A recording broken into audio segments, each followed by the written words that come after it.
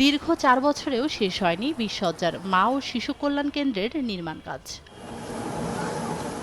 সুনামগঞ্জের ১০ সজ্জার মা ও শিশু কল্যাণ কেন্দ্রটি জরাজীর্ণ হয়ে যাওয়ায় ২০২৩ সালে পুরনো ভবন ভেঙে নতুন ভবন নির্মাণের উদ্যোগ নেওয়া হয়। সে সময় অস্থায়ীভাবে একটি ভাড়া বাসায় সরিয়ে নেওয়া হয় হাসপাতালের কার্যক্রম।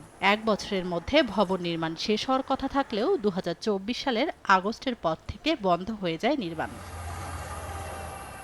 এদিকে মা ও শিশু কল্যাণ কেন্দ্রের জন্য ভাড়া নেওয়া ৬ কক্ষের ভবনটি ঝোপঝাড়ে ঘেরা হয়ে পড়েছে স্যাঁতস্যাঁতে। ওটি না থাকায় ৩ বছর ধরে বন্ধ সার্জিক্যাল অপারেশন, নেই ভর্তি থেকে চিকিৎসা নেওয়ার ব্যবস্থা, পড়ে থেকে নষ্ট হয়েছে অ্যাম্বুলেন্স। শুধুমাত্র নর্মাল ডেলিভারি ও ব্যবস্থাপত্র ছাড়া কিছুই মেলে না রোগীদের। দ্রুত নতুন ভবনটি নির্মাণ করে কাজ শেষ করার দাবি স্থানীয়দের। চিকিৎসা করলে ঠিক মতো সিজার করতে পারলে অনেক লোক ঘুরে ঘুরে যায়।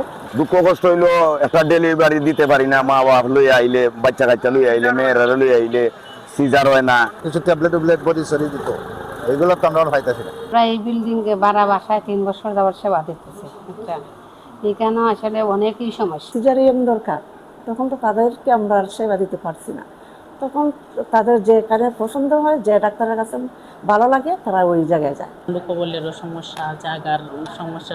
ওইভাবে লিখিতভাবে না জানি না আমি কয়বার জানানো হয়েছে, কিন্তু আমাদের যে স্যাররা আসে ওনারা তো দেখে যান এবং ওনাদের আমরা যথেষ্টবার বলি।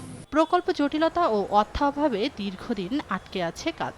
পুনর্দরপত্র আহ্বানের কাজ চললেও নির্মাণ কবে শুরু হবে তা জানাতে পারেননি স্বাস্থ্য প্রকৌশল অধিদপ্তর। ভেঙে তারপরে নতুন করে কাজ শুরু করতে হয়। তো আমার জানা মতে ওইটা ভাঙাতে একটু সময় লেগেছিল।